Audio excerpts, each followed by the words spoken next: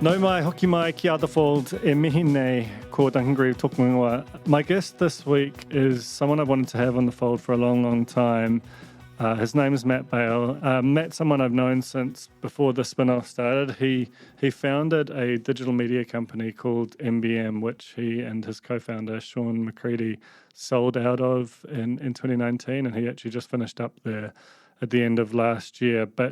And what's interesting about MBM is really kind of, aside from what's interesting about Matt, it was the first big play into digital media buying. Media agencies are something which, honestly, I didn't even know about before founding the Spinoff. I probably should have. But basically, they take the big budgets of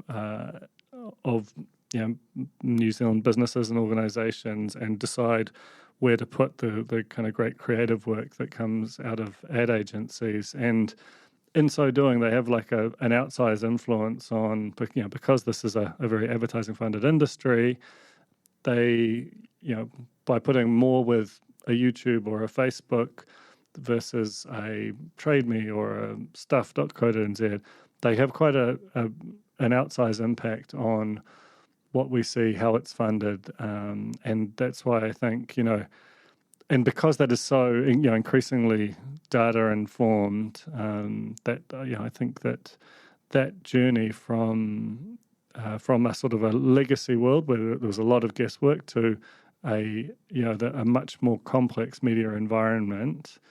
That's basically been the story of Matt's career. It was the original sort of founding idea of MBM, and it's really the meat of what we talk about here. Is Matt entered this industry in 1996 and left it 26 years later utterly transformed. Not that he did that, but that was an era that he lived through.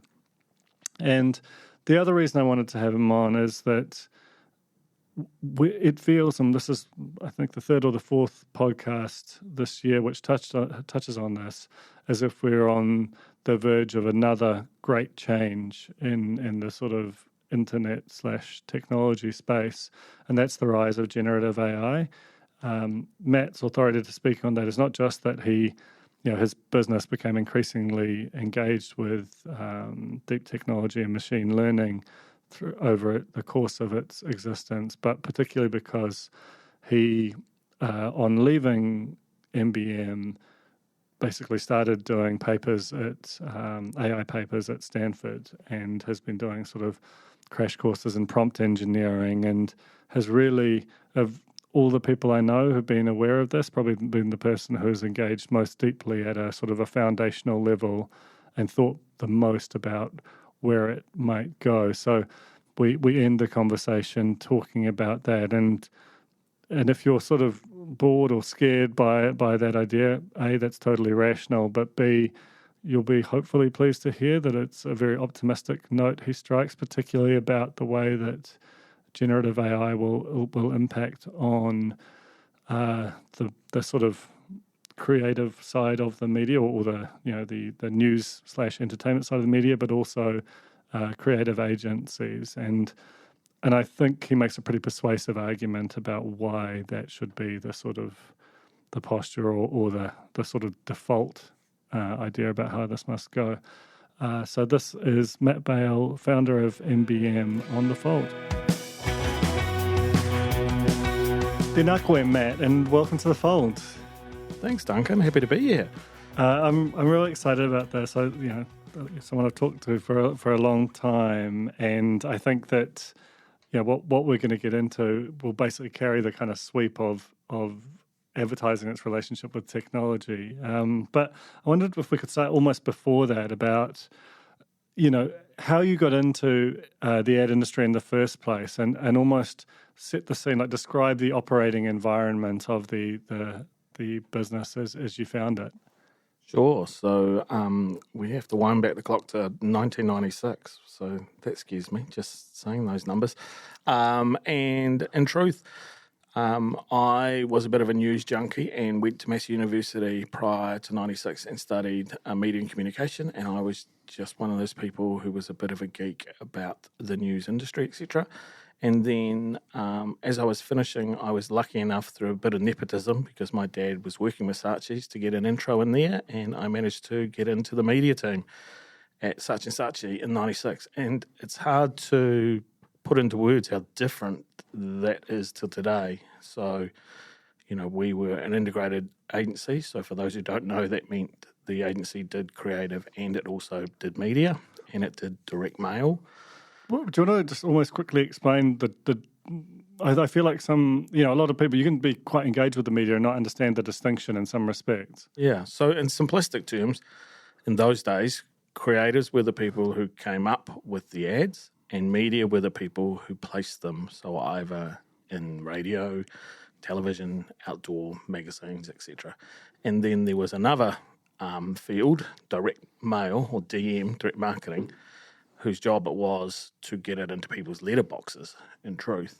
And over time, those things morphed. So the discipline of direct mail came into the digital realm and online internet advertising.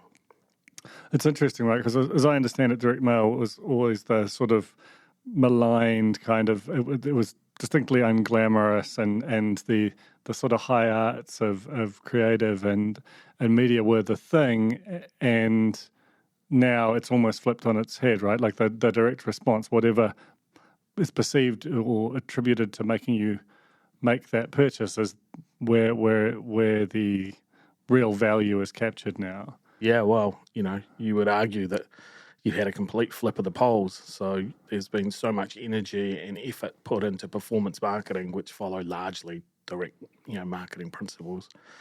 And they've become real focused, and brand has fallen by the wayside. Although I like to think that, you're starting to see a rebalance as we enter another economic cycle. So, yeah. So in terms of that, like that 1996 period, that, was not quite the peak, but fairly, the peak was coming within a few years of the legacy media world as we knew it. Do you want to just sort of describe, the media as it existed then, and how you, as a proxy for the advertising industry, interacted with it? Yeah, sure. So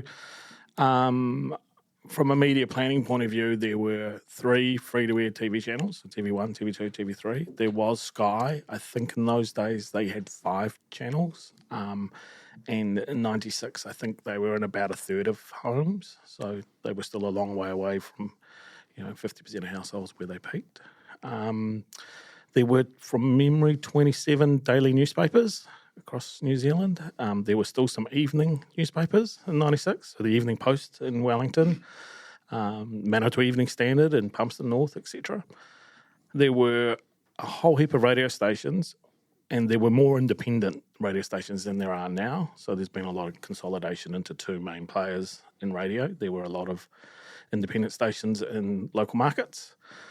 And it's amazing when you think back about that was, and then some outdoor, which in those days they called it the cowboy industry. So it was anyone who just slapped up a billboard on a piece of land, and there was so many different operators, etc. Most having between 1 and 5 sites. There wasn't a lot of mass reach, and in terms of site portfolios, etc. So it was really different, and we were incredibly busy on that limited number of media channels. And you wind the clock today where there's almost unlimited channels, and we're still really busy. So I don't know what we were doing.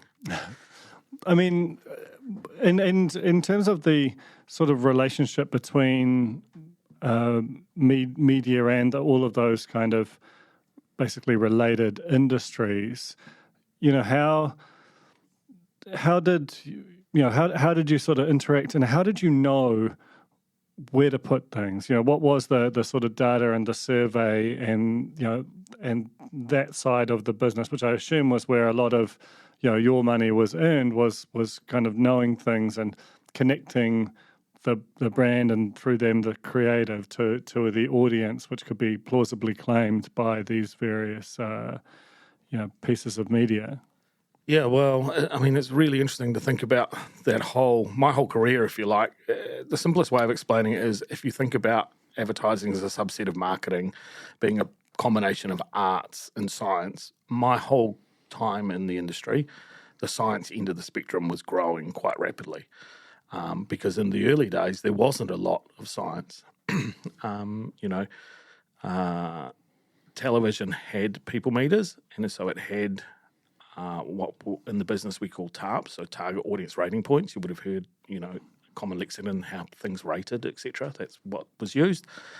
That was in very few households. I kind of think from memory about 500 households in 96 determined the ratings for TV shows.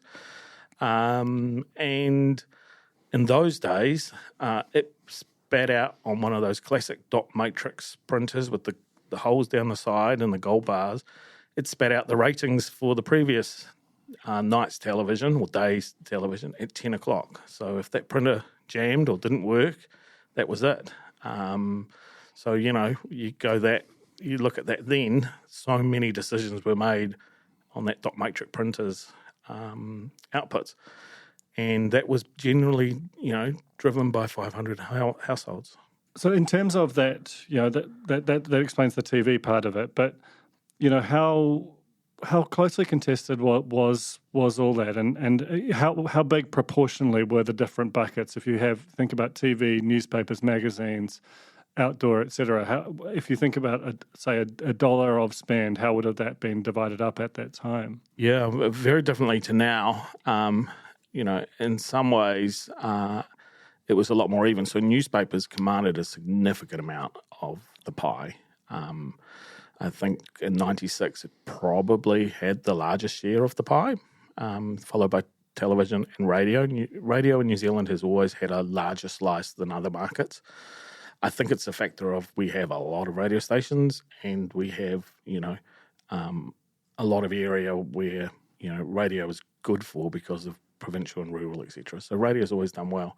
But newspapers were really strong, print per se. But, newspapers were a lot of the volume. And in truth, there was limited, in terms of the science, there was very limited decisions being made on it. So you had the ABC who provided circulation and estimated readership, and we had studies, typically annual, that gave us a view about how many people were reading Section A, the front half of the newspaper, how many people were reading sport, etc. And so you use those to sort of infer the price differential of a Section A versus being in World or Section B, etc. But it was, there wasn't a lot of empirical science in 96 at all. And most of these decisions had been made mainly over, long periods of time. They'd sort of got pattern orientated in truth. I can remember in 96 when I was at Saatchis and the media team there, we were working on telecom, what became Spark, and we were just starting out to think about some more different ways of looking at things. So rather than just TARPs, ratings, look how many ratings we got for X amount of dollars, we started to think about business outcomes. So how many TARPs drove how many 0800 calls, for example. And then we suddenly realised, well, TARPs is a pretty blunt measure. It's a currency, really. So how many people did we have to reach to generate so many 0800 calls? And then if we kind of work that out, could we get to a point where we could forecast? So if we spent X amount of dollars, got so much reach on the weekends when Telecom did a talkathon, could we estimate how many people actually might ring Australia for a $10 talkathon in those days, etc. So that seems so logical now, but those were very early days of actually applying science to the art of advertising. That's so interesting. And a lot of that has now become kind of, if you were doing marketing for a software as a service company, for example, that would be your sort of default baseline is figuring out what you can know based on that kind of return on investment, right? Yeah. And, I guess as the world digitized further and further, a lot of those things have become, normalized, right? Understanding your cost per acquisition or, cost per contact, etc. But in 1996, where most of the media was broadcast and with limited 1 or 2 year surveys or a small sample size, those scientific methods just weren't prevalent. Yeah, and I guess it would have been very hard to figure out at the best of times. Thinking about the rise of the internet, 1996, it's very much dial-up. Penetration might have been 15-20% of households in New Zealand, maybe a little bit higher. I think a little bit higher, but not massive, yeah. I mean, in 96, to give you an example, at the ad agency, we had an internet room. So a room with a terminal, an internet connection. So, it wasn't long before it was rolled out into everyone's desktop computers. But in 1996, we had an internet room where people would go in there and get on the internet. Yeah, that's wild. So, just thinking about the sort of, because ultimately you would go on to found an agency kind of fairly explicitly predicated on understanding digital in a way that bigger agencies didn't. How do you recall it sort of slowly penetrating the media world over the sort of intervening 10, 15 years? Well, in some ways, I had a real advantage personally because as the internet and digital activity was taking off here in New Zealand, the benefits of New Zealand were really helpful for me. And what I mean by the benefits is, I can remember walking down maybe 2 blocks and going up and seeing the guys who were doing Trade Me, who just sort of started it, and having a chat to them about could I put an ad on their homepage. And they were like, oh, wow, yeah, let's have a talk about that. And, we ended up, Sean and myself ended up putting Westpac on the homepage of Trade Me. Now, that's because we could do that. We could walk 2 blocks, introduce ourselves and have a conversation.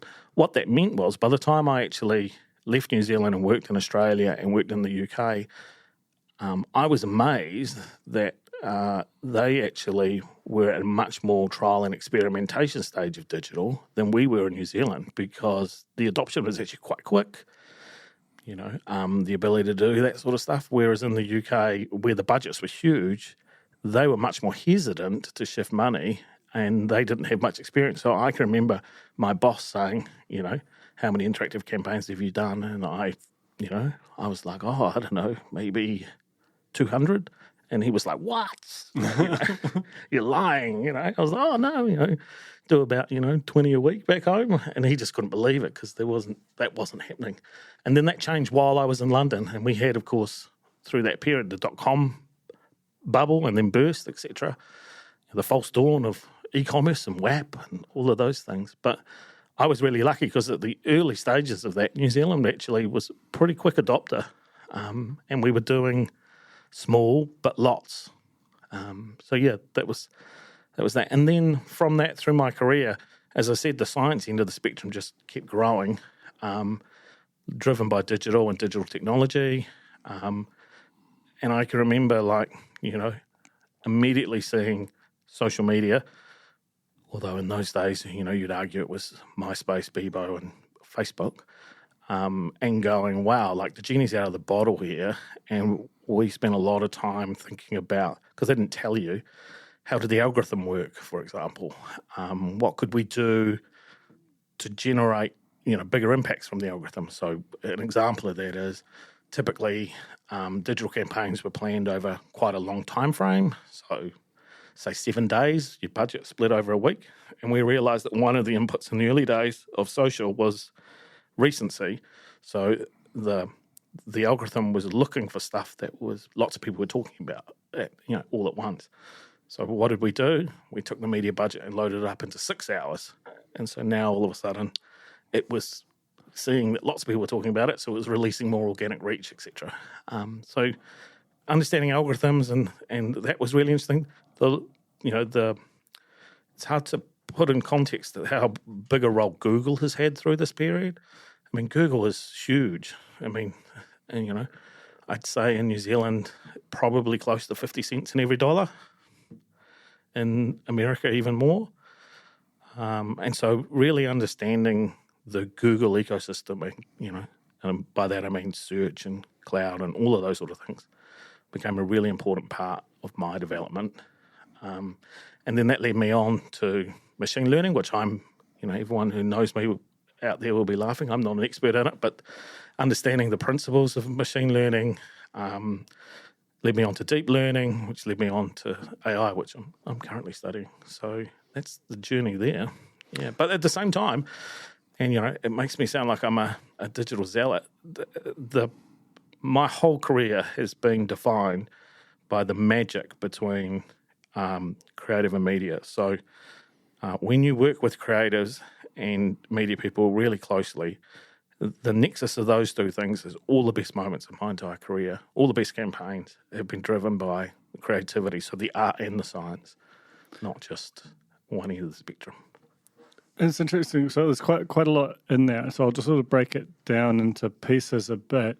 Thinking about that that sort of shift from, because if you look at in 1996, it was essentially all legacy. Now, well, I don't know what proportion of spend. You'd probably have a much better idea about what the kind of current progress bar is in terms of that shift. Broad bucket, digital, online, social is taken over from legacy completely. Yeah. And newspapers are a small percentage now. Magazines, TV is shrinking. So yeah, it's changed completely. And so there must have been kind of moments along that way where, broadly speaking, the sort of behaviour got out ahead of the spend, and like where there was a sort of a period of convincing large numbers of participants in that market that they needed to move or at least consider this thing. How did that process kind of go for you over time? Well, I think in the very early days of digital, it was such a low barrier to entry that actually it wasn't that hard to convince people to let us try advertising on Trade Me or, and the same applied actually with Facebook. I think the very first Facebook campaign I did, I ended up getting approval and putting $50 on my own credit card. So it was a low barrier. Sure. The bigger jumps come when you actually think that, having done some small scale experience, that you should really shift some serious money around. That becomes really hard. And to be honest, a lot of it was driven on, human design not to change. So even when we had empirical evidence that, measures were changing because we had shifted some money, there was always a hesitancy to change. But my view is, you're either early or you're late on some of that stuff. And, clients who were brave enough to, really leap into social or search engine marketing, they were able to see that success, and they talked about it, and that changed other clients' viewpoints quite quickly. But I mean, a lot of it was about education, to be honest. So, how did you find that those kind of legacy media platforms responded to that? Because even now you have institutions like sort of Think TV, which are sort of functionally lobbying for a particular approach to things, which is all entirely understandable. But there's, and it's not like literally every kind of anyone who's selling media in the world has got a vested interest in telling a particular story about what they're doing. But yeah, do you sort of look back on various kind of moments and inflection points and in terms of that shift and think that there were times when rather than resisting they could have learned? Yeah. I mean, we could have a whole series on that. Let's run through a few. So newspapers. I mean, everyone who was in the media buying game, so actually buying space, we couldn't understand what newspapers were doing. So what I mean by that is they were letting the classified business just run out the door, and that was such an important component of subsidising the creation of news and thus newspapers. We couldn't understand it at the time. So that's the one that basically walked into Trade Me and got a lot more efficient and outcome based as a Yeah, result. well, walked into trade, not just Trade Me Alone though, but walked into Google, of course. And they, they tended to have an ideologically driven view, which was, well, that's okay. What matters is the story, news. Yeah. Without an understanding that that's not financially how a newspaper operated. Yeah. So that was, we used to almost have stand-up fights with people at, INL about this is crazy, and they knew and were ignoring it, or they just didn't see it, in truth. So that was newspapers, magazines. So magazines is a fun, is an amazing touch point, right? And, the old adage that, people really trust the editors of, their magazines, and they have a real affinity, and, the amount of time they spent reading them, that's all true. But, magazines were really hesitant and slow to want to embrace digital content at all. And, I think back now going, I wonder if what we knew then, if in the early days some of these magazines had really embraced thinking about digital-based content, how different the magazine industry might look. Because, they understood really well their readers, and they spent a lot of time thinking about it, and their editors had that feel on it. What they missed there was they just missed that the distribution points were changing, and they weren't able to react quick enough.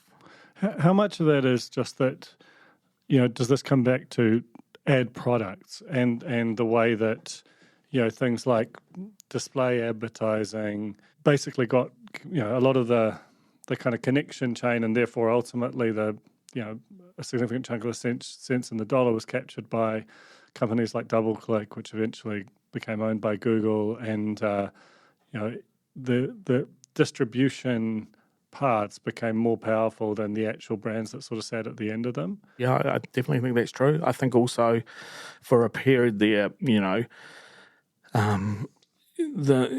unfortunately the last click drove some actions. And what I mean by that is, whatever ad people last clicked on is where the advertising dollars flowed to.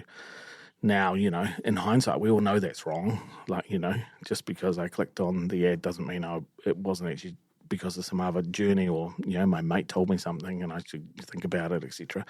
And what that did, though, in those early days is drove, a lot of money into Google, and therefore probably suffocated the ability for, some magazines to drive a revenue stream to enable a distribution change, for sure. So let's sort of pause on that for a minute, because, if I think about where the sort of value sits in that kind of thing, for example, I haven't actually bought one. I don't know if I ever will, but like I read a review of a BYD, the Japanese electric car maker, car on Business Desk, and it sort of was the first time I'd properly engaged with this brand, and it sort of seemed like, just quite interesting in multiple ways. And yet, were I to take that latent interest and turn it into a test drive, that's a sponsored link is going to sit at the top of any BYD search query. I'm assuming that's a very high value Google search string because cars are a very expensive purchase, and yet really that is functionally it's really a real estate play as opposed to having any meaningful role. The only reason they're paying for it in some respects is probably to avoid a competitor camping there and somehow distracting me with their own EV pitch. Yeah. When you look at that, to what extent does that sort of still define, is there still a kind of a broad misconception about where kind of value sits as opposed to a kind of a more basic sort of real estate sort of / sales piece? Oh, I would say it's evolving. I would say it's not. It's still not crystal clear, right? So it's you're not able to kind of map out, Duncan Greive's customer journey and understand exactly where. So you can have customer journey models and you can understand some weightings, But yeah, it's not scientific to the exact point. But having said that, the thinking about it has got a lot better from, because Duncan clicked on the search term, that should get all the money because obviously... That's the thing that did it, when in fact all that was the last piece of the chain. Yeah, and understanding the role of destination and discoverability across a consumer journey. So what I mean by that is, it is consumer actions to go, I'll put in this search term and do it. But that's because they're showing search intent because of everything that came before it. So understanding that, if you want to continue to have a pipeline, you need to think about everything that came before everything the search. that ultimately built that intent. So let's turn now to the founding of MBM. What motivated that, and how did the market initially respond to the appearance of this quite radical and in some respects entity appearing in the middle of a fairly established group of existing businesses? So it was 2010. So the GFC was in play. So I didn't realise it at the time, but that was probably really fortuitous. Everyone else thought we were a little bit mad to launch in the GFC. What happened was both Sean McCready and myself had by this point worked for multinational, big companies. So, Sean had worked for WPP and BBDO or OMG, and I was at OMD then. So I'd worked for Omnicom, and I'd worked for Starcom, and I'd worked for such and such, etc. So we had a lot of experience running media departments or media teams or media units. And I guess we both felt at that time that things were really changing, and they were changing really fast, but that the models to how we were engaging with the media and clients and creatives weren't really changing. And to be honest, everyone has always asked us what was our grand strategy or plan. I mean, our view was simply that we thought we could do it a little bit better. So we set out to think about what that would look like. I kind of think from memory, Sean, if you're listening, you'll tell me if I'm wrong. I kind of think we planned sort of a bit of a 3-year view on it and what we would need and how we'd have to do it. And then we just sort of got down to doing it, in truth. I wouldn't say that we were, master visionaries. We got lucky by being in the GFC. So what happened then was, particularly local New Zealand businesses who are up against multinational or Australian competitors, their budgets were getting squeezed. It was a tricky time for them. So they were looking for something different. And in truth, we were fresh kid on the block offering something different. And the other thing is, both me and Sean came out of integrated, as I said, integrated advertising agencies. So that gave us a unique ability. We know how to converse with creative teams. And at that time, creative teams were really struggling with this whole new world of media. And we knew how to talk to them, and therefore for them really to be able to, step up and really engage on it. And equally, we knew how to talk to clients. So, yeah. When you sort of think back over that span, are there moments which, or is there a specific moment which stands out where you sort of, whether it was a particular client or campaign that really sort of bet on what you were sort of the story that you were telling about the future, about where things were going in a way that sort of both validated what you were doing, but also kind of proved the integrity of that sort of new digital world that you were sort of sketching?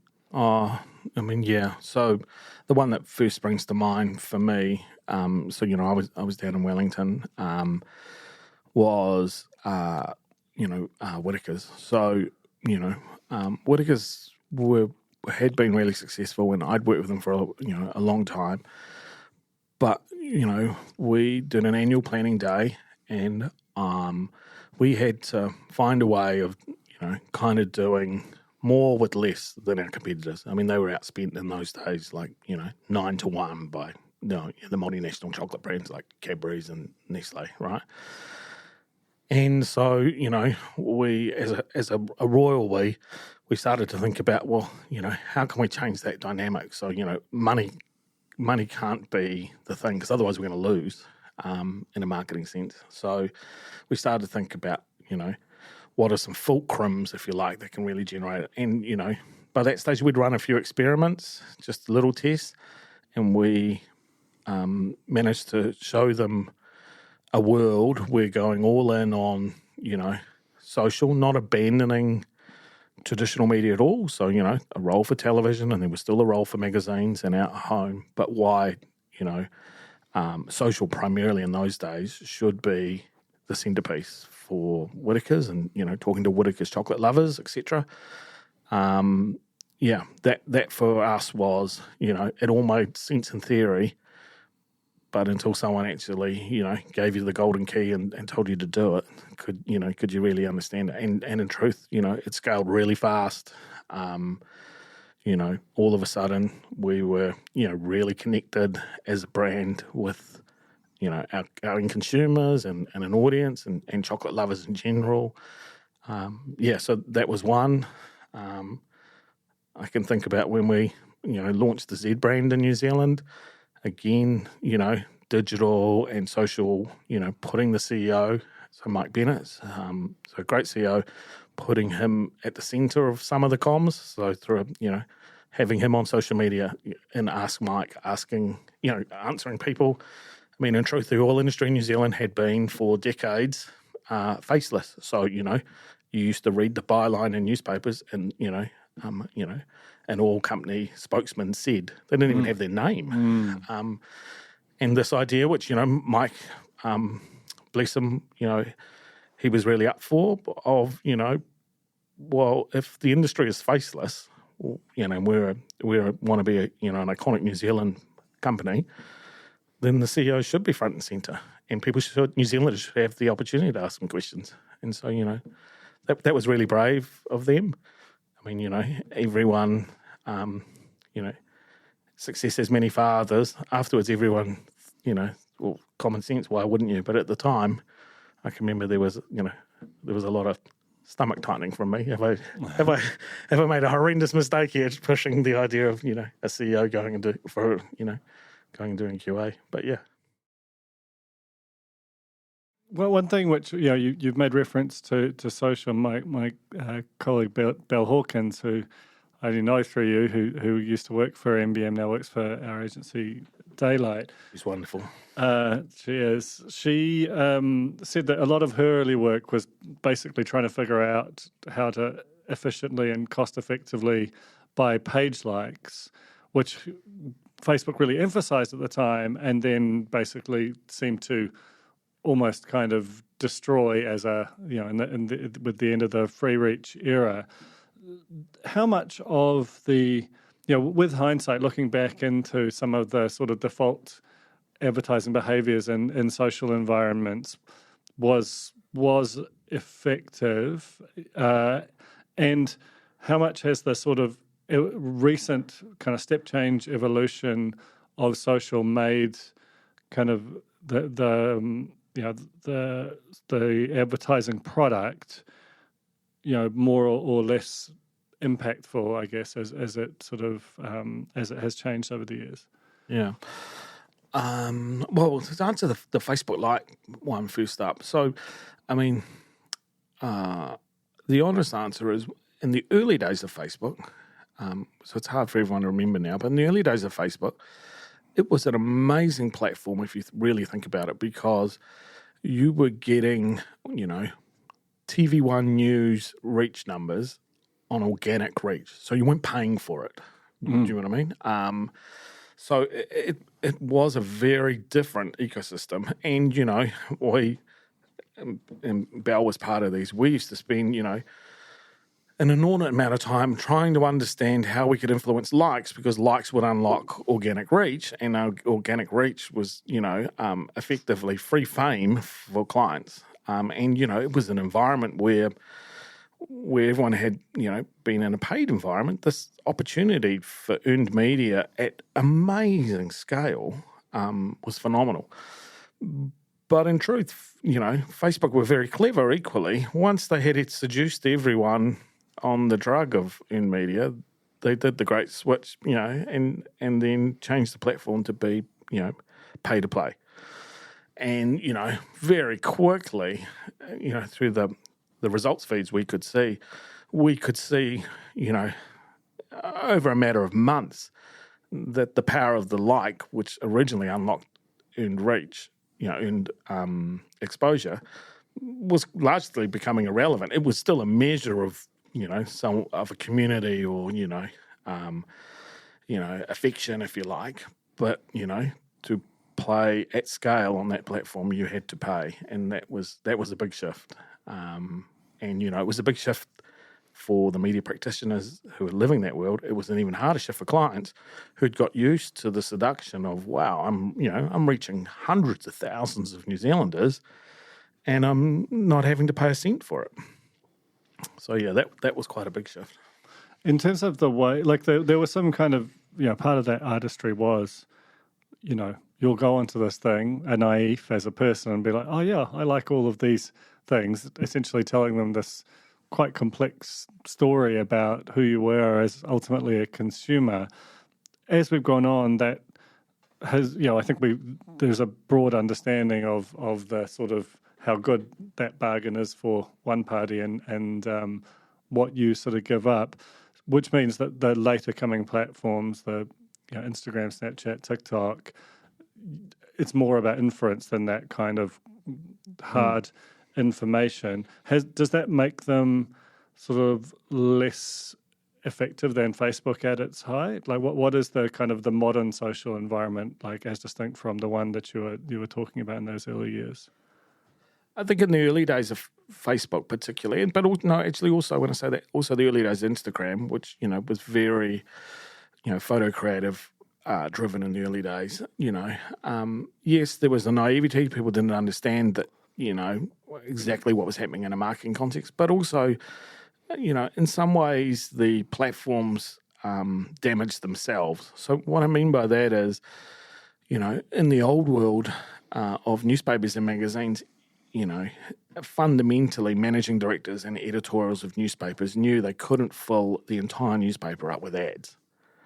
They talked about a ratio, and the same thing with magazines. What happened in that period of Facebook was, particularly as they led up to, IPO listings and all that sort of stuff, I mean, they flooded the feeds with so many ads that, it started to disconnect to the audience. I mean, people who joined up there to see what their friends were doing from high school these days were suddenly bombarded by, sheer volumes of ads. And in some ways, they've learnt from that. So they've done a better job at trying to, manage the ad load. Creatives have got smarter in terms of, now the ads look less like ads and more like content. So there's been an adjustment there. But, I would argue that the golden point of Facebook in terms of relationship between brands and consumers was those really early days where consumers actually really felt like they were on a platform where they could engage with the brand, and it was a real two-way street. And now I think they feel less like it's a two-way street and more that it's a form of marketing. A couple of years ago, you and Sean sold MBM to Publicis. 2019. So, yeah. It's a while ago now. And I think it was towards the end of last year that you finished up there. And instead of just sort of relaxing and looking back over the sort of thing that you made, you sort of plunged yourself into a degree. And I wondered if you could talk about what the degree is and why that was the first thing you did upon exiting this business. Well,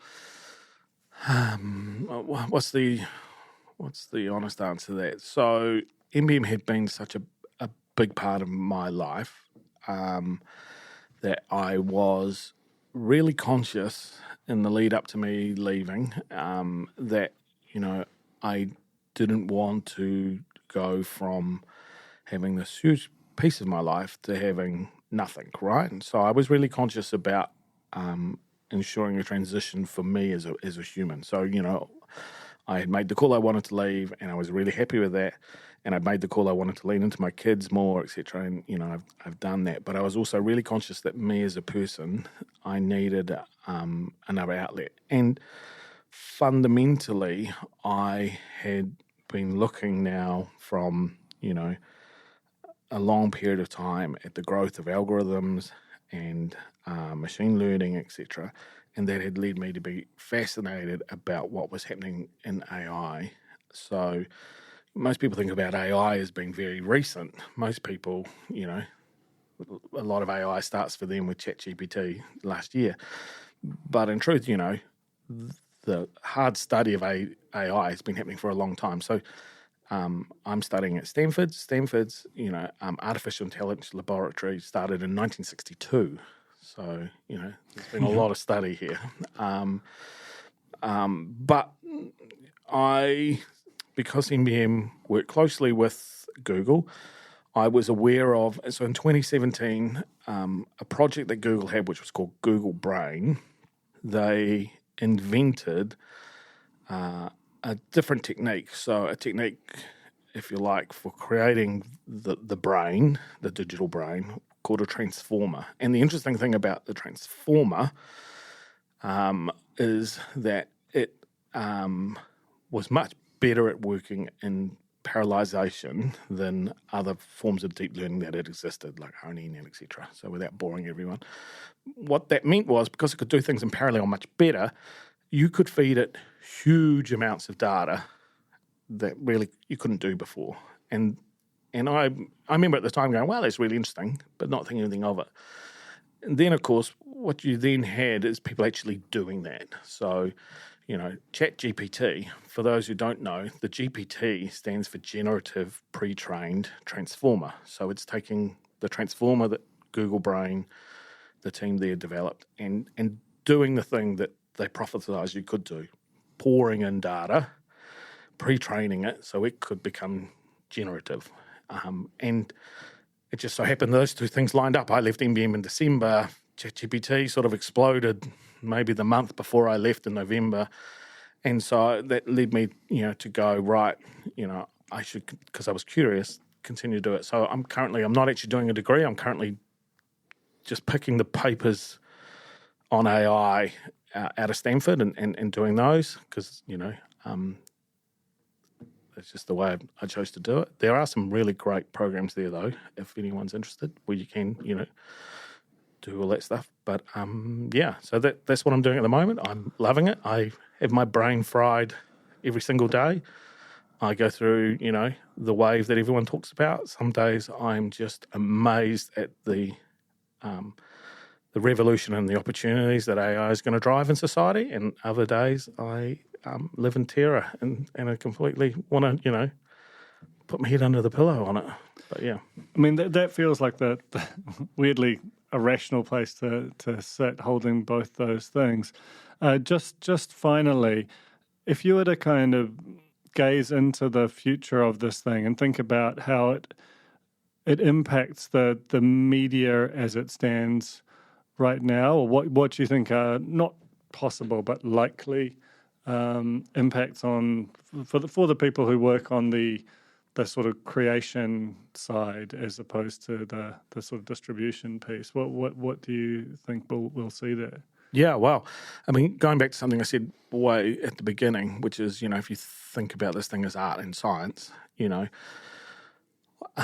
why this is such a big shift and, why I'm increasingly starting to think of it more like an industrial revolution size shift than, say, an iPhone size shift is because it fundamentally will change the systems and processes and functions, if you like, across that whole creative and media world. Like, it's kind of easy as a media guy to understand how, the AI will take over a lot of what the grunt processes in terms of, tuning through, terabytes of data to understand stuff.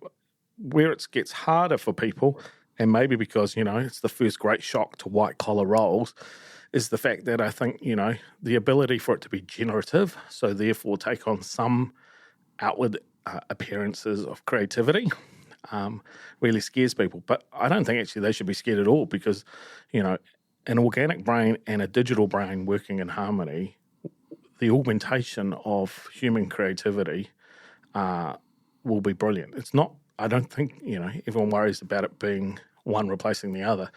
I think that's the wrong way to look at where we're at with large language models, particularly with generative AI. I actually think it's an amazing enhancement for the creativity of humans. So it's like having a whole agency studio at your fingertips. So if you have a great idea, you can get the AI to do 58 iterations of it. That's a capability that most creative people would have could only dream of, having a whole studio at their beckoning.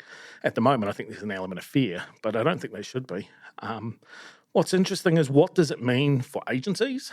That's a much bigger question. I mean, where I sit on that at the moment is, the honest truth is that agencies are not paid for the idea. Agencies are paid by clients to execute the idea. So that creates a little bit of a worry in terms of, if AI is doing more and more of the execution, and that's how agencies are remunerated, that'll put stress on creative agencies in that regard. On the flip side, though, I see actually a golden period of the opportunity for creative people, because large language models, generative AI, transformers themselves, at the moment, they are not good at understanding at all anything about human behavior or human culture, so culture at large. And so, creatives actually are really good at understanding that, and trends that are shaping things.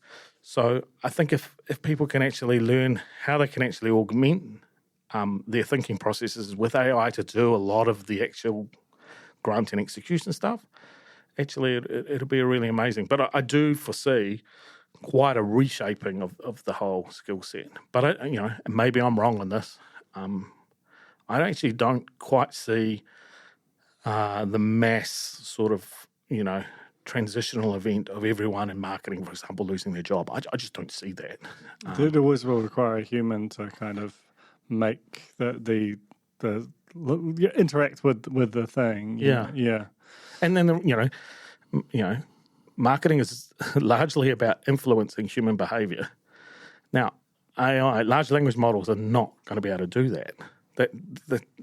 At the moment, that would be madness to turn your marketing function over to an AI, because large language models or generative AI, they actually can't even understand the concept at this point in time. So yeah. Hey, Matt, thank you so much for that. It's such a fascinating view into the world, especially given the sort of multi-decade sweep of the thing, and really, really excited to see where it goes, and good to have like an optimistic note on it in an area that is often, can be quite terrifying for people. Oh, pleasure. That was The Fold, brought to you by our partners at oOh!media, making brands unmissable and public spaces better across Aotearoa. Huge thanks to oOh!media for sponsoring this episode of The Fold and enabling us to make unmissable connections with Kiwis.